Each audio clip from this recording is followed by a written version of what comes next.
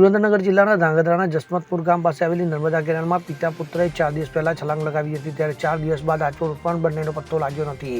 તો વડોદરાની એનડીઆરએફની ટીમ દ્વારા જસમતપુર ખાતે પિતા પુત્રની શોધખોળ હાથ ધરવામાં આવી છે.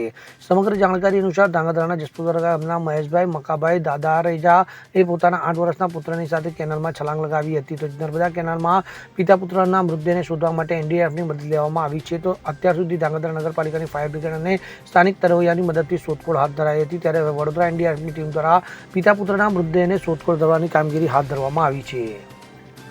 કલ્પેશ વાઢેર સાથે CN24 ન્યૂઝ, સુરેન્દ્રનગર. હવે જુઓ દેશ દુનિયાની તમામ ખબરો તમારી આંગળીના ટેરવે. ઉઠાવો મોબાઈલ અને Google Play Store પરથી ડાઉનલોડ કરો અમારી CN24 ન્યૂઝ મોબાઈલ એપ.